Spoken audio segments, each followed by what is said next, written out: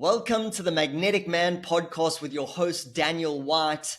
And I'm very excited for today's episode. We are going to be chatting with Indian PE, co-owner at Playing with Fire, one of the hottest men's dating companies in the market at the moment, extremely successful. And I'm really excited to dive into Indian PE's story. We've known each other for a number of years. I've seen him progress, but there's also a lot of things about his story that I don't know. And that's what I'm really excited to jump in today, where he came from, how he overcame some of the obstacles he had to do in his life. So well done. Thanks for tuning into the Magnetic Man. We're here to help men attract women that they're proud to be with and be men that they're proud of, which I think is really lacking in today's world right now. So Indian PE, thanks so much for jumping on, man. Great to have you here.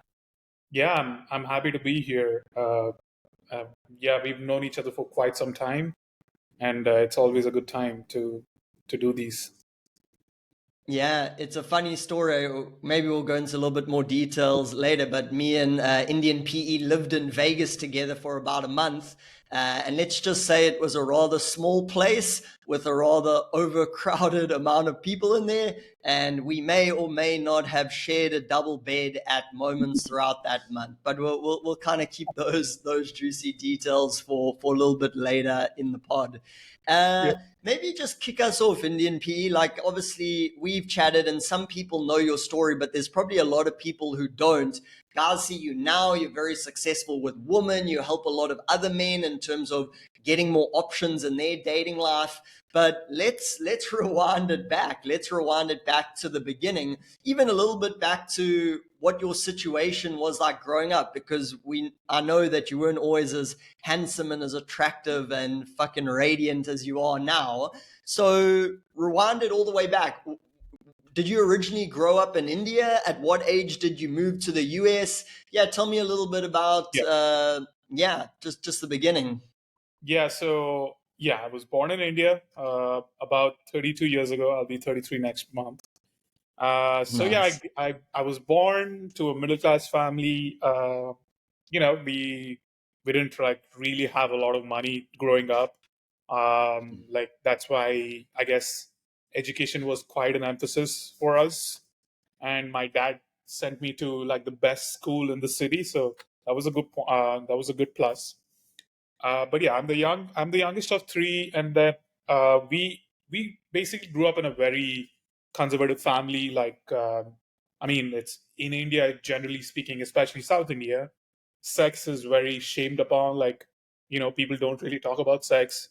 Like, I've never been sat down by my dad and mom and explained how babies are born. Like, they never spoke about that. I had to learn through porn, I guess. Like, maybe I started watching porn when I was like seventh grade or something. But like I was like, wow, this is what sex is. Oh my god, I lose my virginity soon. I hope I get to experience it soon. So after that, like 10th grade, 11th grade, that's when I truly actually started talking to women. But I did not know how to talk to them, so I would just friend zone myself. Like I would talk to them, be super nice, super considerate, uh, and really hide my true intentions. There were so many cute girls. I think thinking back now, I'm like, fuck, if I told them that I liked them, I was attracted to them, I think I would have had a chance. Like, I would have probably fucked them, who knows? Because there was this one hot chick. But anyway, um, a bit of an instance as well, how conservative our family is. I would have to secretly talk to girls on the phone. And back then we do not have like cell phones. I did not have one until like maybe 12th grade. So in 11th grade, I was like talking through the landline to a really hot chick, which I was very interested in. And she started to be interested in me as well. So we would call each other at like 1 a.m. to 2 a.m. And one of these nights, and like most landlines will have like parallel connections. So I was talking through the other room. My mom picked up the phone from the other room, and she blatantly just straight up says, hey lady, do not ever talk to my son again.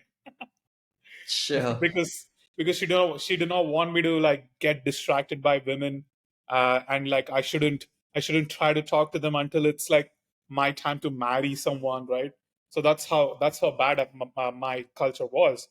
And like because that happened, she was so embarrassed. Starting next day, I couldn't talk to her again. Like she was like just ignoring me straight up. Even when I was trying to say something in person, she would just like fucking ignore me. So I was like so pissed off back then, and I was like, I mean, it is what it is. What can I do? And then after that, I did college in India. I was I had a lot of female friends. I think some of my, I guess, I don't know, confidence. I wouldn't say confidence, but some of my banter skills, I would say, come from spending a lot of time in my early years with females. So even though I was friend zoned, I still had like a bit of exposure towards women, and I would say like I was part of a music band, so that was a big status boost as well. So some girls apparently had a crush on me. I did not know until I left college. There were like so many girls who came forward saying that they had crush on me, and then I was like, "Fuck, am I actually attractive? I didn't know that." Anyway, fast forward, I came to the US around when I was 21. Came here for my master's, and after that, because I was spending a lot of time with family, I had accepted my fate that I'm just going to be arranged married to someone my parents are going to choose, right? And I was like staying in Virginia at this point with my. Okay, let's just pause it up there. I want to carry on with the story, but you already said so many juicy things that I want to kind of dissect those. So, Sure. going back to India, I think you phrased it so well, where it's like, oh, you were very nice and you had a lot of these friends. And the thing you said is like, yeah, I was hiding my true intentions. And that's like the classic sign of like the nice guy. Mhm. Is like he actually wants sex, but he like pretends that he Doesn't. doesn't, you know? And I remember even when I was growing up, I don't think the culture was as intense of yours, but like a very religious family, Christian family, sex is bad. And I was kind of believing it, I hadn't got to the point where I was like, this is bullshit. Like my parents would send me off to like these Christian camps and like the school holidays, and everyone's like kicking on there, and I'm like going out there like, wow, this is epic. And I remember it was around like 17 or 18, like one of my natural friends, he's been on one of the podcasts before, like he had like already lost his virginity, and like I don't know, we were like talking about sex, and I was like kind of holding like the Christian thing, like, oh, like sex is bad, like you're gonna go to hell if you do that before you're married. And he's like, so what, Daniel? There's just a hot naked girl just lying there with their legs open saying, come fuck me, you wouldn't do it. And I was like, no, like I would never do that, And it's like, I wasn't even hiding my intentions from women. I was hiding my intentions from myself. I was Yeah. lying to myself saying like, no, no, no, I don't fucking believe that. When deep down it was nonsense. And it just took me a long time to get over that programming because it was so deep. And the thing I really like about your story, because hey, you see a lot of guys from America or something. I'm from South Africa, so we're a little bit more third world. But like, I've worked with a lot of clients who are originally from India who moved to the US. And it's like sometimes it's so hard to shake that cultural conditioning. And that's why I have so much respect for you, because you were able to kind of break out of that. So last point, and then I want you to carry on. I think it's so cool also that you said like, where did your banter skills develop? Because that is super world class. You were at least hanging out with girls. I think that's a big problem today with guys who are wanting to get better dating. They're like, they don't have any friends. They don't even, not even around girls. And then they're just trying to like hit these one shot wonders, like go on a date and like, oh, I slept with her. And it's cool to have those intentions, but sometimes the girl's like, hey, like I'm just not looking for anything serious, but like we can still hang out. And the guy's like, no, like, oh, she rejected me. I'm like, bro, you don't even hang around with women, even if it is a friend zone, even that if that's not your ultimate goal, go hang out with her. Just go hang around women, see how they operate. Go with them before they go out and how they get dressed and what they talk about, because just being around women is such a crucial step. Now, you don't want to stay in the friend zone the whole time, but most guys will like not even do that. So it was really interesting that you were around that. You weren't capitalizing, but you were at least putting yourself in those situations. Yeah. I think I was like, Yeah. I mean, I was just genuinely interested in quite a few girls, and I was even trying to find their Orkut account. I think back then Orkut was a big thing. So like I would find the Orkut accounts of girls who I saw in college, and then I would like add as a friend, and then I would even text them, I would message them, I would talk to them, and then eventually meet them in person. This is how like I developed a lot of friendships with girls, and these girls were actually like a year younger than me as well. So it was like the juniors, and I was like the senior. So I had like those kind of friendships, and I would hang out with them a lot. I would get a lot of dirty eyes from like other dudes because they were interested in these girls, but they never took the took the chance, right? So I was used to getting hate even back then. But that's how like beta males are, right? Like they hate guys just because those guys have access to like girls, right? So yeah, I was getting a lot of that, and I even remember like all my friends were like talking about like when you said like about sex, right? Like in Christian household, how conservative it is, and I remember like my closest friends, like we were in his car, and all three of my friends had already had girlfriends or already had lost their virginity, and I'm the one. I'm like, oh, nice, oh, very cool, okay, okay, and then they realize like he's the sh- he's the he's the sheep in wolf's no, he's the wolf in sheep's clothing, right? Did Are you still a virgin? I'm like, yeah. I haven't even kissed a girl yet. So like I was like, fuck, all of these guys are like getting laid. I don't know what I'm doing wrong because I am exposing myself to girls, like I am being with them. These guys found a way to like actually like show interest. And back then I did not want to ask them, yo, so like how do you show interest? Like I did not want to ask them because I had ego. Like I mean, as kids, of course we have ego. Anyway, fast forward, I was in Virginia. I was staying with my cousins.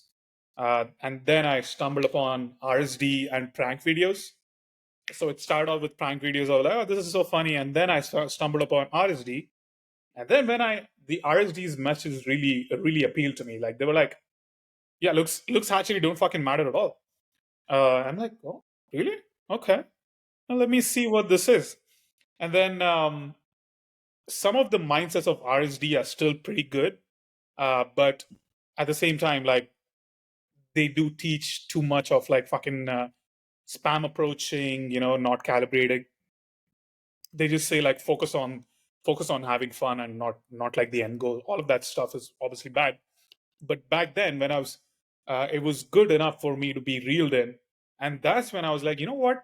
I have two choices. One is I get arranged marriage with a girl chosen by my family, where my choice barely even matters because they think they know what's best for me, so they're gonna just get me married to someone of their choosing. I would be okay with that, or I'll try to go down this path and see if something's gonna happen. Like, let's see. I don't know. Maybe something will happen. Maybe something won't. If something doesn't happen, then I guess like what? Fuck it. I gave it a shot. I'm not gonna have regrets that you know I missed out on something. So that's when I was like, okay, let me give it a shot. So I started like drinking a lot and going to like bars and try to see if I can actually strike a conversation with a girl. But for like 4 to 5 months, that never happened. Like I was just like going, and I'm like trying to find opportunities to say something, but they couldn't hear me. I was like, my tonality wasn't great, my body language wasn't great. I wasn't getting any results at all. And then I was like, maybe it's because I'm in Virginia. Maybe I should try to go somewhere else. And that's when like I had a remote job, and Vegas seemed like the best option because RSD was running a lot of their boot camps in Vegas. So I was like, you know what? I'm pretty sure there's like RSD dudes in Vegas, so let's see. And then I hit up one dude who lived in Vegas, and I was like, "Hey, are you looking for a roommate?" And he's like, "We have one vacancy." And then I moved to Vegas. Well, when I moved to Vegas, I just told myself like, I'm gonna be going out every single night, talking to as many women as possible, or else I'm wasting my life and wasting my time. So as soon as I go to Vegas, first night I fucking go to the nightclub with my roommate. And I was like shocked. There's so many hot chicks. I was like, wow, this is crazy. And keep in mind, by this time, still I haven't fucked a girl. Still haven't fucked a girl. Still a virgin. This is at 26. And before this, I had only like 2 makeouts ever. One was drunk makeout in Miami, 2015, and then one drunk makeout when I was in St. Louis with my sister. I was living with her. Whatever. So You anyway, didn't kiss your sister. No. no, I did not. And yeah, so I moved to Vegas. I just like went all out every single day, 4 to 5 hours, just talking to as many women as possible. No results, like absolutely no results. Like I got a shit ton of makeouts. Let me be clear about that. I got a shit ton of makeouts because of I was in state, so I would say whatever the fuck I want, and I was feeling very confident and very comfortable with whatever I was saying. So all of those things actually somehow made my subcoms attractive to the women in the moment, and I was like able to get makeouts. Like I even had pulls. I had like one girl like almost sucking my dick, but then stopping the last minute. And then like I even got kicked out of the nightclub because a girl was giving me a hand job from inside my shorts when it was like swim night in excess. So that also happened. But still, I haven't put my penis in anyone's vagina. So Okay, let's pause it there before we get into the P into the V story. It's really interesting how you had that almost like that drive, where it's like, hey, I'm living in Virginia, I'm wanting to go out and talk to girls, even though you're doing it badly, you still have this drive to really want to get this handled. And that was the main purpose you moved to Vegas. It wasn't for the scenery or for the community. It was like, no, this is something I really want to improve on. Because I also had a similar thing. Like I was living in a smaller town, Durban. You've actually been there.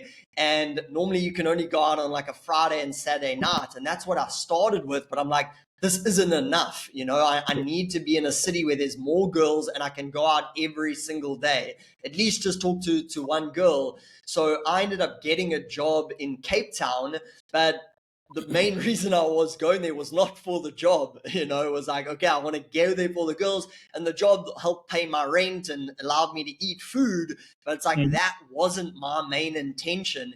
And I see so many guys today like half-assing it. They're not willing to, and I'm not saying you have to quit your job and move city, but guys are in these like little small crappy cities and they're like, yeah, but like my city sucks. It's like, well, do something about it. Don't just sit there and complain like, oh, but I've got this job or something. It's like they don't really have that drive to like, no, this is something that's really serious for me. So it's really cool that you had that. And it's like, even though you're making mistakes, even though you're not like getting laid at the moment, it's like you're in the game. You're out there, you're putting in the work, and yeah. like most people don't even get there. So you're getting a couple close calls, you're getting a couple makeouts. Tell me a little bit about the story or the night or how it happened when you did finally lose your virginity. Yeah. So before that, like a month, right before that, that's Yeah. when Gabriel Gray entered. So he was like actually my first mentor. Just a question. Like, had you done any coaching at this point? Were you just like going out with wings? Like, I know Oh, no, RSD, they used to do that. of course. What I was did the it? The Vegas immersion. the immersion. Yeah. Yes. So I paid $2,000 for the whole month of immersion, and actually it was 2 Was weeks. that where you met Gabriel, or was it before, or did this happen before you met him? So yeah, After. I did the immersion, and Yes. then after that, I met Gabriel. So I did the Yeah. Vegas immersion. Vegas immersion, actually, I got a shit ton of pulls, but all the pulls were strictly platonic, because Vegas immersion was teaching us not to build any kind of sexual tension. That building sexual tension is gay. That was their fucking, I guess, strategy to get people to not get almost results, but not the full results, so they keep coming back for the immersion, right? So I think that was their strategy to try to siphon off money of these people. So anyway, so I was getting a lot of pulls, but I was not banging them. So I was really confused why I'm not banging these girls, right? Anyway, so like a month later, Gabriel Gray jumps in. He literally entered our place, the same place which I hit up when I first moved to Vegas. So as soon as he comes in, like I was like, oh, this whatever. He seemed like a normal dude. And then the same night, me, him, another Gabriel go out, and then we see him in action. I was like, what the fuck? This guy is so good. How are girls so like magnetized by him? Like they are attracted to him. They're so hooked. They just keep looking at him. They don't look anywhere else. Right. So I was like, obviously it's not his looks. He's like skinny as fuck. Yeah, he's tall, but like big fucking deal. Like he doesn't have broad shoulders or anything. Like back then I still do not think like looks do not matter at all. Like I just thought like doesn't matter. Like what you say matters, how you say matters. That's it. That's how you carry yourself matters. All of that stuff. That's the only way I was thinking. So I was like, okay, the only way he's better than me is obviously his game, right? So I want to learn from this guy, and I want to learn from this guy, but at the same time, I can't be learning for free. Yeah, he's staying with us, but I want to be able to offer some value so that it doesn't seem like it's a burden for him to teach me, right? I want him to want to teach me, not to like just yeah, yo, whatever. This, go say that. That's not going to help me, right? So I think so because I offered that value, he was willing to help me. And then once he started to help me, like a month later, like I realized, okay, what are the things he's doing? How is he triggering attraction? How is he building tension? And how is he going forward with the close, etc. And then that night happened. This night, like I was kind of pissed because Gabriel pulled a girl right the night before, and Gabriel and her were trying to get a threesome, right? So me, him, David Swift, and the girl, we were walking around. David Swift was like trying to game Gabriel's girl, which I thought was kind of weird, but he was like doing it anyway. He didn't give a fuck. So basically, when they were talking, I overheard the girl say, "Can you tell your friend to like leave because he seems a bit creepy." Like Gabriel's girl said that, I was like, "Fuck this bitch! I'm not creepy." And then I had like some kind of surge in my brain. I went and started approaching like really hot chicks only for the next like half an hour. And then I saw this girl at the bar. She was actually already making out with another girl. So I was like, you know what? Her buying temperature is up. Let me fucking go talk. And then I start talking. And then I do realize that actually she has a boyfriend, and that the boyfriend is in the casino with us, but he was like playing at the table right behind. So I realized that when I was like building tension, uh, spiking some emotions. I was like, when she said that she's a barista, I was like, "Are you gonna make good coffee for me in the morning? Like, are you gonna I really like my coffee. I like it in a specific way. I hope you're good at making coffee." So I would like qualify her, right? And then I would get her to qualify herself to me. She's like, "Yeah, of course I'm gonna make good coffee." Blah blah blah blah blah. And then in the middle of the interaction, I just ask her like, "Wait, do you remember my name?" I actually never told her my name by then. And then she's like, "Oh fuck, damn, I forgot. What is it? What is it?" uh, at this point, I can tell like, oh, she's clearly into me. Like she's kind of apologizing to for have forgotten my name. And then I say, okay, I'll give you the first letter, and if you get my name right, if you guess my name right, you get to kiss me. I frame it that way. I don't say like we should kiss, right? So as if like that's a price she has to earn. And then she's like, okay, fine, whatever. And then I say N, and she says Nate. I'm like, yeah, that's my name. And then I just go for the make out. When I'm about to go for the make out, she then stops me and she's like, wait, I have a boyfriend. He's right behind. And then I look behind. There's like nobody close by. So I just say like, oh, nobody's looking. It's okay. And then I make out. And then when I make out, I had a feeling, okay, I think I can bang this girl. Like she's her buying temperature is high. She just made out with the girl, and then she made out with me. So I think that's possible. So after that, thankfully, her friend lost her phone. So her phone was in the lost and found, which is right next to the parking lot in the casino.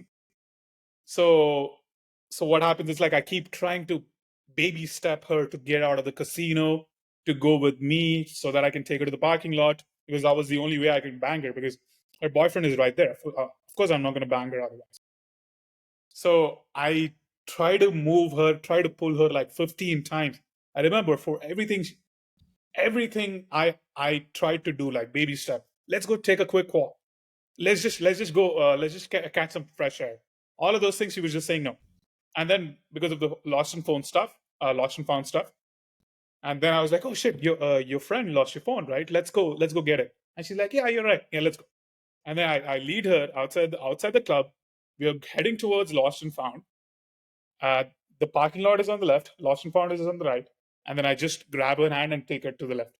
When she's like about to come, she's like, all right, fine, but we have to be back in 5 minutes. I'm like, yeah, cool, sounds good. And then I take her into the elevator. My car was parked a floor below, so I take her into the elevator and I start making out with her. And when I was making out, I just put my hand between her legs, and she was not wearing panties.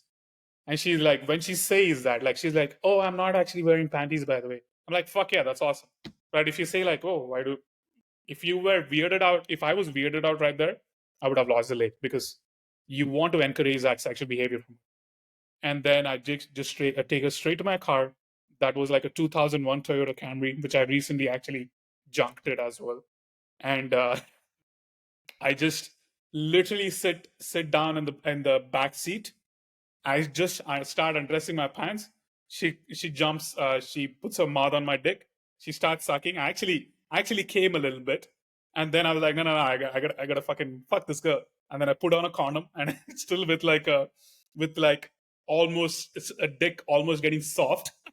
I started fucking her for like 2 minutes, 3 minutes, and then of course my dick got soft because I already came. So after this, we just get out of the car. I mean, it was literally 5 minutes. Funny enough. I hand the girl over to the boyfriend. Like, hey, bro, sorry, we were looking for her friend's phone, but we're gonna go get it now. And then the boyfriend and the girl go and get the phone, and that's how I lost my virginity. At this point, I was also friends with David Swift. When I lost my virginity, like, he was right there. He was shocked I was with such a hot girl that I lost my virginity to. He did not know I was a virgin, because I did not want to tell anyone that I was a virgin, because people would have not wanted to help me if they knew I was a virgin.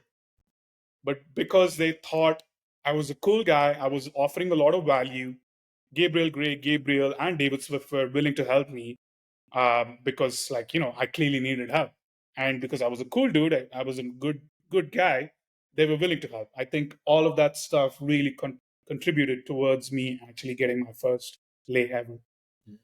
Yeah, man, that was awesome. I've never heard that story before, but it was pretty wild. There's so many different ways you could take it. Like in Vegas, like the craziest stuff happens. Obviously, you were living there for a long time, and I was staying there for a month with you. And geez, like if we got into some of the stories of what I got up to in that month, is people would think it was like a movie, you know. But I love there's one thing I want to point on that I think you did so well there that really jumped out to me. One of the things, and this might sound like super edgy, if any like feminist hears this, she'll like lose her shit. But I think one of something men have to tap into is more of like their primal nature. So what I call that is like the ethical predator. Now, like if you say the word predator today, it's like, oh, like that's the worst thing ever. But humans have evolved, and how did they survive? They were fucking predators. They were the apex predator, and they had to go out there and hunt. And there's an element you can take in that, obviously all in a consensual context, that women love to see. They love to see that hunter in you. They love to see that savage in you. But most guys are totally either not tapped into that, or they're embarrassed about that part of themselves. So there's like a couple times in the story, like first time is when like you're like, okay, let's make out, and she's like, no, my boyfriend. Like most guys are like, okay, cool, like don't worry, we don't have to. Like part of the predator is he's persistent. He knows how to overcome obstacles. He's not forceful about it, but sometimes a girl wants you to take that responsibility over her shoulder. She's like, no, my boyfriend. And it's like, oh, don't worry, like he's not going to see it. And it's like make out. It's like she wants to do it, but she doesn't always want to seem easy, you know? So Yeah.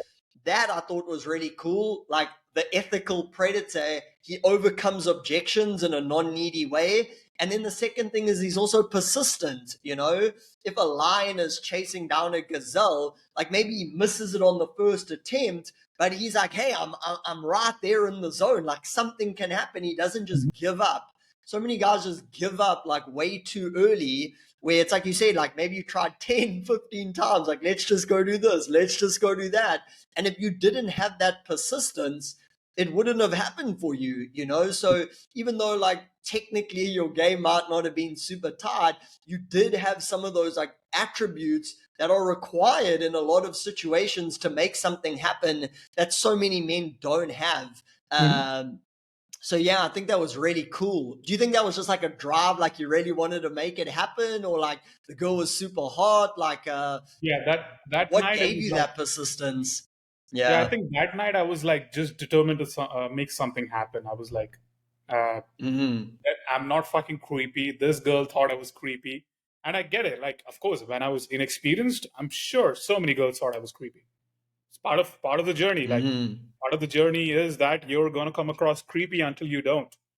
And a lot of guys don't. Mm. And like a lot of guys are worried they will come across creepy, and that's why they actually come across creepy, and not because of their mannerisms.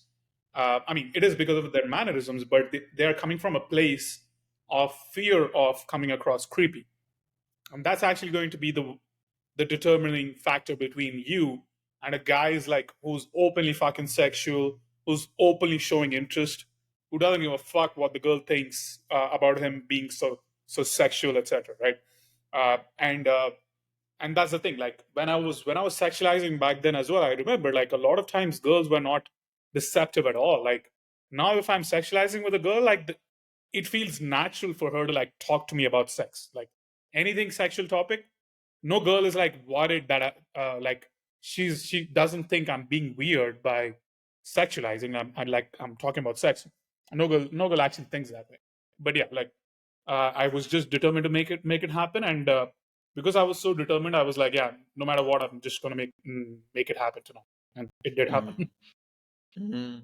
I think that's such a huge topic. We could probably talk about that a little bit, like the fear of being called creepy, you know, that Mhm. will stop your results more than most things. It's the underlying thing that so many men have. I was talking to one of my students the other day. You've actually met him before. Really good outer technical game, like can get instant dates, can make things happen very consistently, but his main sticking point is this fear of being seen as creepy. He meets this girl at South Beach. She missed her flight in the morning and she was just killing time like 4 or 5 hours before her next flight. So they meet at South Beach. He takes her on an instant date. They go grab a coffee or smoothie. And then he's staying in Brickell. So he suggests to her, like, oh, let's go hang out there and stuff like that. So he's like moving it closer to her place. They get in an Uber together. But then I don't know, they went somewhere else and they were having a drink. And because it was like daytime, he was so scared to escalate, you know, whether it was like holding and building tension or physically, because he was like, he can do it at night, but in the day, he's like, it's not appropriate. You know, I'm in the mall, there are people walking around here. Like, what if I'm creepy? Like, what if the girl thinks I'm creepy for trying to escalate in the day? And I'm like, if you think that way, like, there's no chance you're going to get the result, you know? All Mhm. the best guys I know, even though they've got hundreds of lays or whatever, do you know how many other girls that didn't happen where those girls can easily be like, oh, that guy was creepy? Even if you weren't, like, you have to be okay with the girl saying that. Like, a girl's like, this guy's a fucking creep. The next girl's like, in your bed. And it's like, okay, it comes with the territory. You're not The funny thing intentionally is, going out to do weird shit, but it's like, that's part of it. You want to be a leader. You want girls attracted to you. You want girls fucking loving to want to come up and blowing up your phone and wanting to meet up with you. Guess what? There's going to be a bunch of girls that think you're fucking creepy, and cool. That's just okay. You know how many girls think Andrew Tate's the biggest creep in the world, and you know how many supermodels are blowing up his DMs every day that they'll love to get banged by him. It's like, You want to be a king, you want to get the results. Cool, it comes at a cost sometimes, and most guys, they want the result without being seen as creepy ever. It's like that's never going to happen. Yeah, I think they're basically playing not to fail rather than playing to win. And playing to win, like everything, everything in humanity, like if you even wanna fucking go to like evolution and shit like that, the meteor that hit the Earth with brought life, that was like 1 in a billion chance of that happening, right? But it happened. And what about the rest of the billion chances, right? So that they did not happen.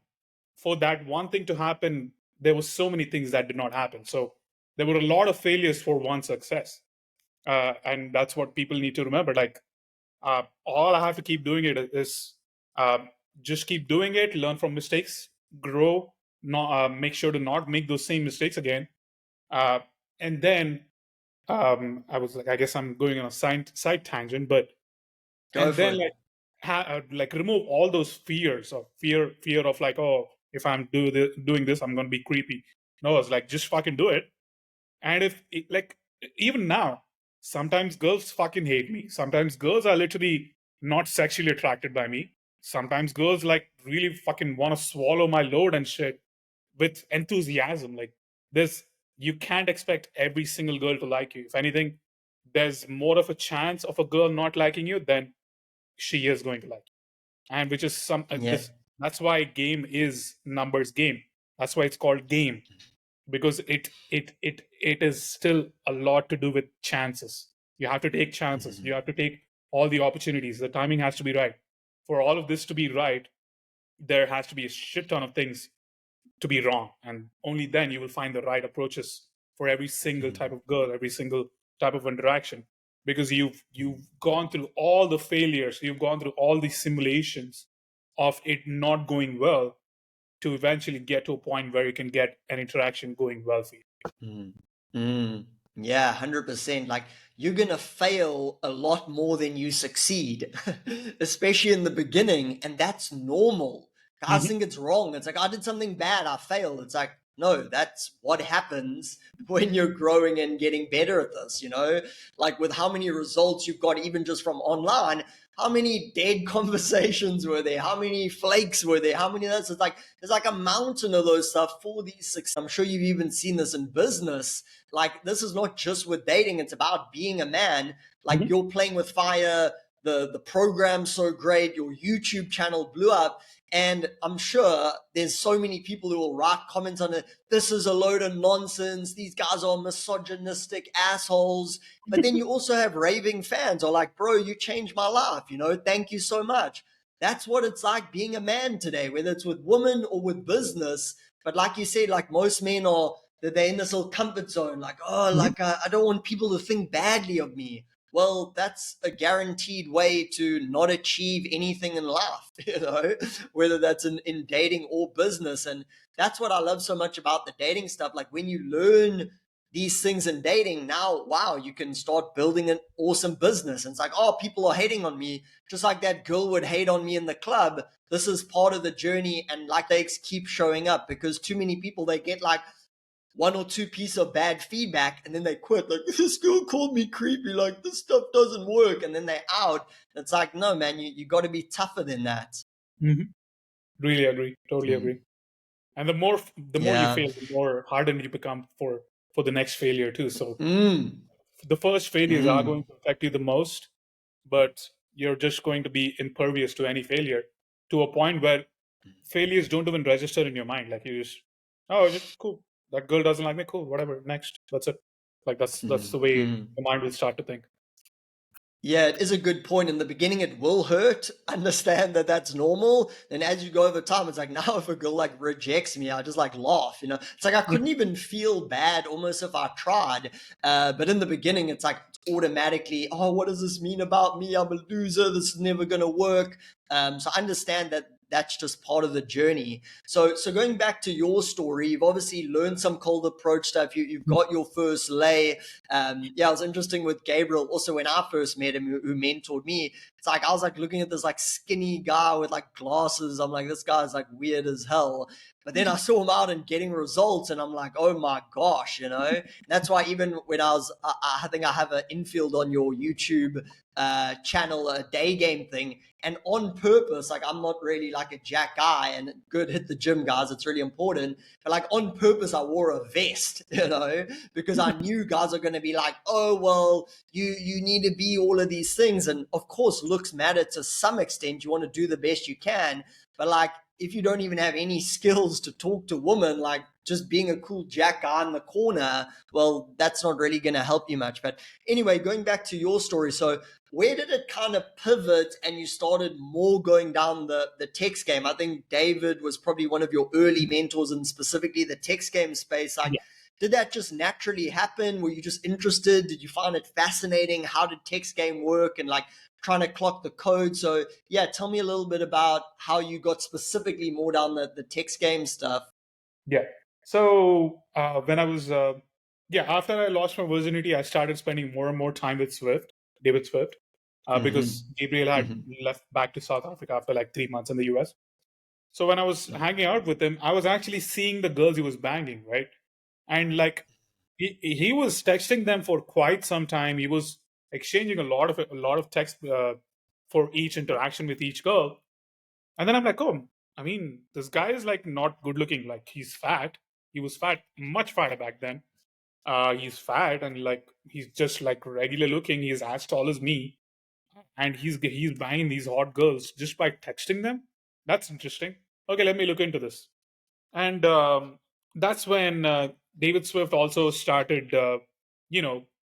being part of. Like being friends with Alex Valencic, my current business partner, or like the CEO of Playing with Fire, and they were starting to think about coming up with a program or like a product to teach text game and online dating for other guys, right? That's when they were in talks about this as well. And because they were in talks about this, I was like, yeah, can you guys add me to the Facebook group? And so they just added me, and I was like looking at these guys' interactions, right? And I'm seeing Alex Valencic's interactions. I'm seeing David Swift's lay reports. I'm like, wow, this is crazy. Like he texted so well. The girl was basically begging to come over and fuck. So maybe it's quite possible to do the same I would do in person game through text, right? And that's when I started to study text game as well. And because I was living with Swift, I would ask him questions whenever I had some kind of doubts, right? Like, oh, so why did you text this? Why did you text that? He wouldn't always help me. He would try to keep things to himself as much as possible until you keep doing stuff for him, which was his strategy, I guess, to get people more and more invested uh, to his friendship, which is kind of gay, but that's how he operates. Um, but that was his thing. Like to get his actual full undivided attention, I would have to jump through so many hoops. Technically, he was gaming me. Like that's how you kind of have to game He loves girls. gaming, guys. Yeah, he loves gaming. so so so he was doing that, but I was still like I was excited to learn more and more because it was completely new, right? So I mean, fast forward to 2018. That's when me and Swift moved together into an apartment, and that's when I was like, because I had his undivided attention, he was not going anywhere, right? So I was actually asking him constantly questions, sending him screenshots. What should I respond? Blah blah blah blah blah. For every response, I started to think, why is he saying this? Why would this work? And how is this going to move the interaction forward? Like, how is this helping me get the meetup or get the lay with the girl? So once I started to get into his mind and also looking at other people's texting and how they banged the girl, that's when I was like, you know what, this seems like really good. Like this is something I can learn and implement for my result as well. By this time, I think I had like 3 lays completely. The first one was a virginity thing. The second one was a tag in, and the third one was I banged a girl who we were hosting for couchsurfing. She was a hot Polish girl. That was a lot of fun. So that was like I had 3 lays by then. And that's when, like, once I started living with Swift, that's when I started to basically pick up on not everything he knew, but everything he could show me, right? Everything he could show me and everything I could learn from that. Like, I started to tune into that, and I started looking at other people's interactions, and I wasn't getting much results from my matches back then because my profile wasn't that great. So what I would do is I would take my friend's phone. His profile was great, and he has extremely high SMV. Like, he had abs and shit, so he would get 20 to 25 matches a day, right? And then I would be him and text these girls and get them over for him, right? So I understood that there's a big difference between how David has to text girls and a very good looking guy has to text girls. If the very good looking guy texted like David, he would not get the girl. And if David texted like a very good looking guy, he would not get the girl. So I was like, I started to understand these nuances, these differences between approaches for each girl, and also based on uh, what your attraction level is. If your attraction level is, like, let's say a 6, right? You would have to do a lot of texting, get her more invested to eventually get her to meet up. Meanwhile, with like the hot guy, he just has to sexualize a bit and she'll come over, right? And yeah, I mean, unfortunately that's how the thing is done, right? Like, that's how it is. Like, that's how game is. For some people they have advantages and some people don't, but the people who do not have advantages, they need to find a way to make up for it with like game, with personality, with banter, with a more sexual authority, more assertiveness, more dominance, so that you get to a level, you get to that attraction point, which is as same as the very good looking guy with like a basic any social skills. You also have to realize, like, most good looking guys aren't actually very good with women. They might be because of their looks and not because of their game, not because of their personality. Girls, when they see like a very good looking guy, at first it's going to be like a halo effect, but the more he fucks up, the more she gets turned off, right? But he has a lot more opportunity than you to create that attraction with him. Like, he has initial compliance with a girl, right? So he just has to not fuck up. For us, we have to first build some value, get her invested, and then we move forward with all of that. Like, we take advantage of how invested she is, and then we move the interaction forward. So I guess I went on a side tangent, but I understood those differences very early on because I was just looking at so many interactions at the same time, and I think that's number one way to get good at texting. Also, like, borrowing your friend's phone and being the third party, because you have no ego invested, right? So you can say whatever the fuck you want and it doesn't matter. Maybe it matters if it's a close friend and he really wants to get that girl, but most of the time it's like, try to text the girls he doesn't find that attractive, so that you can understand how those girls perceive him. So that's another way to understand, like, how each girl thinks with each guy. Again, like calibration, that's where I learned. And then I started to actually get good, to a point where I was actually helping them back then, playing with Fire Mastermind members with their own interactions. I was just like posting suggestions, and these suggestions were actually working for them. They were getting lays from my suggestion. I was like, wow, that's pretty cool. And people started to hit me up like, hey bro, like, one of my friends who's also part of the PWF mastermind used your suggestion and he got the lay. Do you think I can like pay you some money and then you can text on my behalf? I'm like, you know what, fuck it. I'll charge like maybe $20 per match to if I get the lay, right? So that's when I was like, cool. I mean, these guys want to pay. I'm gonna get paid. So I started off with like fucking my first ever Tinder takeover client. That guy paid me $125 for 1 month, and then he would hit me up every single day to ask me what he should text a specific girl. So that was like my first client, and after like, because I was doing all this, Alex Valenchik caught wind that, hey, Indian PE is actually starting to help the mastermind members, right? And basically, some of the money I was getting, this is all behind the scenes stuff. So because I was starting to get so good, and I was very committed to getting good, right? And I still want to get better. Maybe I'm not as committed anymore, right? But I still want to get better. I still have that urge to want to get better at, like, I would say maybe cold approach. I would want to focus on more. But I had that drive, and he saw that potential, and he was like, "Yeah, do you wanna be my business partner? Because I'm planning to like split ways with Swift because he's not up to par with all the work stuff, etc. And you seem to have the work ethic. You seem to like."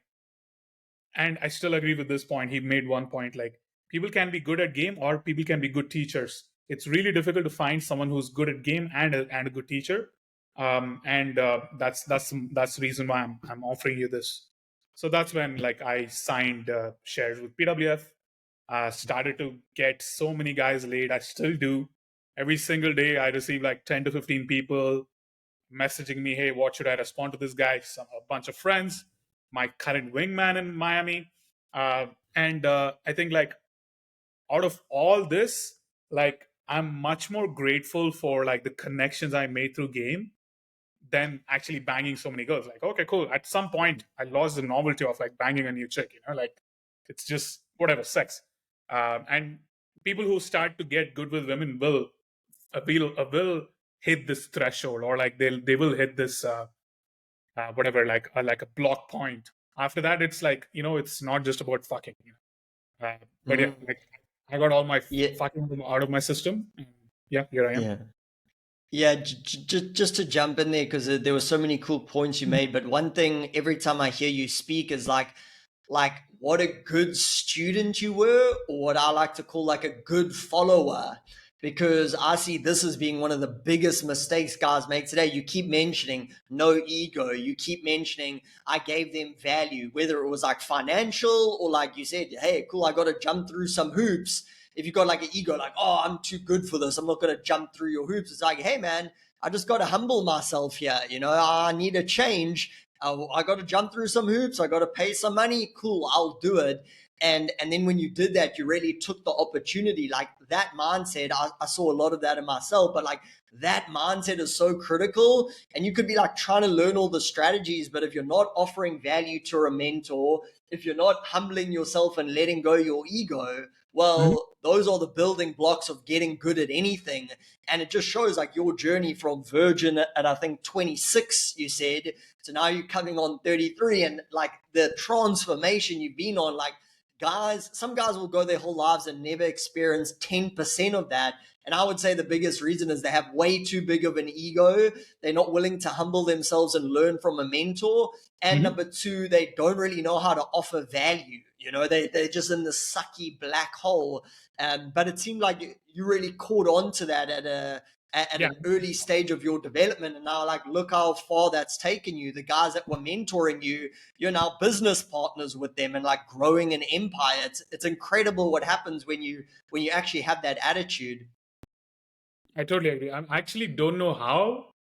I just came to that conclusion, but I was like, I want to.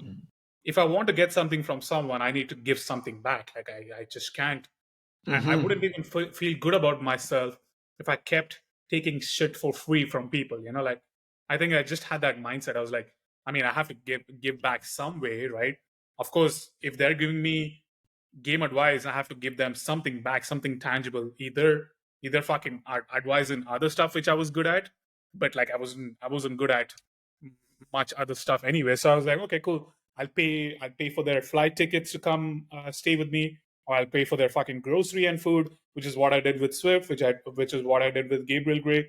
For the 3 months Gabriel was staying with me, I was paying for his groceries, like, and he did not have to pay me rent. Like, that's what I did. And then I just gave him an air mattress to sleep right next to my bed. If he had to bang a chick, I would leave the house for like a couple hours. So I was making sure he was well taken care of, so that he doesn't feel like it was a burden for him to basically teach me.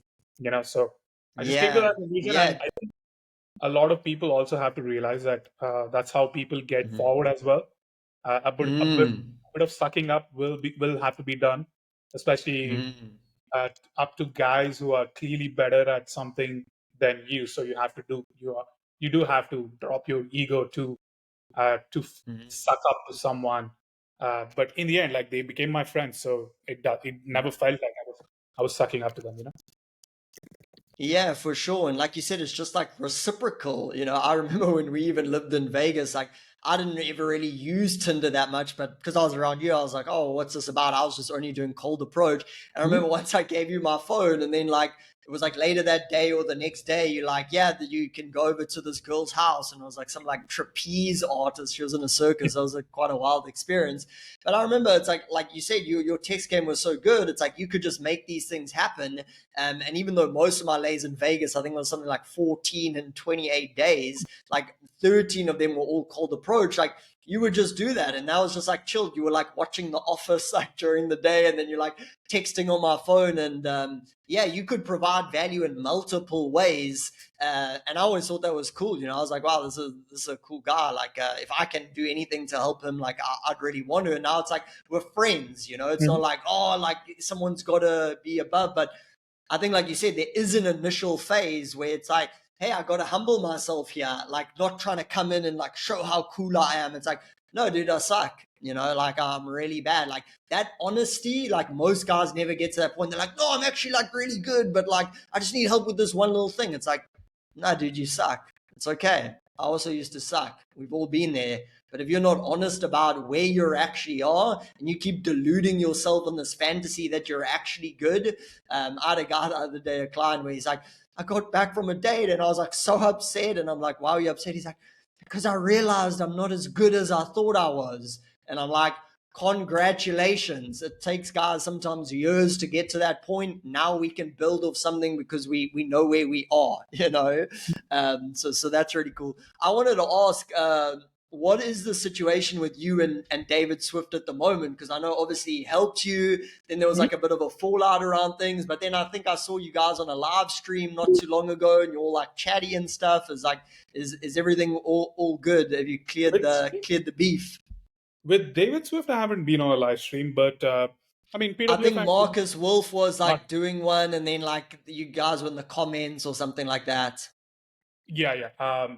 So yeah, I mean, right now, UMP and PWF, we have like a business cordial relationship. Like, even Mm-hmm. though we had like kind of a beef once I joined PWF, and once Alex split ways with David Swift, even though we had beef initially, like because so much time has passed. I mean, we are in the same, same business area. We thought like a collab would help both of us because like Marcus Lindbergh, they know their stuff. Like uh, our students are gonna learn a lot from them, things which we don't know, right? Like they have a lot more knowledge and they have a lot more experience and they get a lot more results in code approach than us. So it's like, okay, yeah, well, why just keep continuing that beef? So that's the way I started. That's why like there's no bad blood between UMP and PWF now. Oh, awesome, and that's cool to hear. I was Mhm. curious. I'm going to put you on the spot a little bit here. We're going into 2024. What advice would you give to some guy? It could be maybe text game specific, or it could just be in general. Like, let's say that you're talking to your old self, the 26-year-old virgin in Virginia. Yeah. And what are three things if you're like, okay, I really want to up my results. I want to get an amazing dating life in 2024. What 3 points of advice would you give a guy in a situation where he's battling right now? I think it's you have to completely realize the fact that women love sex a lot more than men. They just have to Mm-hmm. hide it because of the social conditioning behind sex they have, right? So Mm-hmm. I think that will remove a lot of obstacles because if you keep telling yourself this girl wants to fuck me, she will actually want to fuck you. Like she probably already decided she wants to fuck you, but she has to give those objections so that she doesn't come across as too easy or too slutty because the society, the way society made her think is why she thinks this way, right? So that's one thing. Oh, just 1 second, I have to answer Alex. Just on that, well, it's so funny. I made a post the other day just on that exact point where I was like, the way to get the hot sex with an amazing girl that you want, the Yeah. first thing you have to do is stop judging her for her sexual nature. And I think people misinterpret that. Oh, are you saying girls should just go bang hundreds of guys? That's not what I was saying. But like, men have this unconscious thing where they either think like, oh, girls don't want sex, or they like kind of secretly judge women. They're like, oh, she just went and fucked that other guy. Like, what a slut. And then Yeah. like when the girl's with them, she's like, why doesn't she want to sleep with me? It's like, dude, you're judging her for the thing that you want from her. No wonder she's not going to give it to you. And you kind of mentioned that earlier when the girl was like, I'm not wearing any panties. Like some guys would be like, oh, like what a whore, you know, or like what's wrong with you? But it's like, you're judging her and then you wonder why she doesn't want to sleep with you. You know, it's like encouraging that, saying like, hey, I'm that type of guy that you can be your full sexual self around, because girls really want to. Like you said, they love sex way more than guys. I've had that. I fully believe that from all the experiences I've had. But it's like, they need to feel safe. Like, hey, can I let out that sexual side of myself? And most guys don't let women let out that sexual side, and then they wonder why they don't get results. So I love that as the starting point. Like, women love sex, and understanding that will set the foundation for everything else. Uh, next advice would be start off with canned lines, but don't rely only on canned lines. I would say that one for sure. Because if you rely on canned lines too much, you just become too robotic, and it's going to come across very unnatural. Your verbals must have been on point, but the way you deliver them might have come across super, forced. So the girl is going to think like something is off, So like the girl doesn't listen to your words. She looks at everything. Like, especially women have a lot of social intuition. It's like ridiculously crazy how socially in tune they are. Like, in generally, like, even at social gathering, etc. They feel things much more than us. Like, they actually gather. They can catch on energy very quickly, and that's one thing. And one last thing is like, just before, I just wanted to add on that. I think it's so good. It's like, often I tell guys like, use canned lines or like a strategy or structure as like training wheels to like get you going on the process. But you mentioned it earlier, you're always trying to understand, why am I saying this? What's the structure? And I see sometimes like guys will write in the group like, what should I say next? And it's like, even if you give them the right thing to say, like, they're not really learning. And I know you encourage guys like, write suggestions of what you think you should say, because that helps you learn yourself, so you don't turn into this robot. Because like you said, women are super socially intuitive. Like, I can see this is, some guys get stuck even in technical game and cold approach, where it's like they become so technical and their technicals are so on point, but there's that incongruence the woman senses. She's like, you're saying these things that an attractive man normally says, but like your subcoms are off, like something's off. And then the girls like they get this weird sense from you. So yes, learn a structure, learn some canned lines to get started, but don't rely on them. If you're a 16-year-old guy riding around with training wheels, it just gets embarrassing after a while. But when you're 5 years old, like, people will accept it for a little bit. So yeah, I love that one. Yeah. And then the third one is, your frame is the only frame. Like, the way you look at the world is the only right way to do it. So no matter how much, and of course, your frame can be changed over time, right? You can't change it every single day. Then it's not really a frame. So your outlook at things, the way you look at things, if you're very strong about it, the girl is not going to be just attracted to your game. She's going to be attracted to your outlook, like how the way you look at things. And if you present it in a way, if you have a strong set of beliefs, right, you are going to be very very, how would say, you would have a lot of gravity when you look at things, when you say Mhm. things, right? When you're trying to convince someone, you're going to put everything you got, right? Because you are telling them the truth. According to you, what the truth is the truth, right? Mhm. So that's why, like, Mhm. and they're going to be very into that. Very they That's how you kind of you can get girls very influenced by you.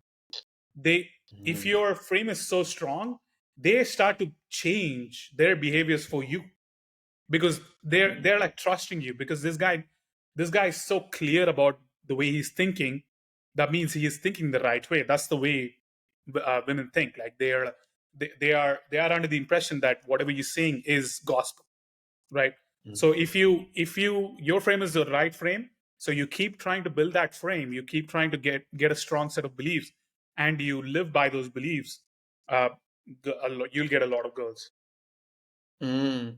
Yeah, that's such a big one. The way I like to explain it is like almost think of like I saw this on like a documentary, and I'm like, this is exactly what happens in social dynamics. Like the way the solar system finds itself is that like there are these planets out there, and say like the sun, I mean the Earth and the Moon is like the Moon is a smaller, denser weight. You know, it's lighter than the Earth, so what happens is the moon's just cruising around, and then it comes into contact or in the vicinity of Earth, and it gets locked in its orbit because it's going where there's more certainty, where the frame is stronger. And Yeah. it's like I can listen in an interaction. I'm like, who's got the stronger orbit here? Who's following the other person around? And for most guys, it's like they're following the girl around, you know. But like you said, when your frame is strong, it's like you have this very strong reality, you become very dense, and then you start to pull in smaller objects that, like you said, will follow you around, they bring you in.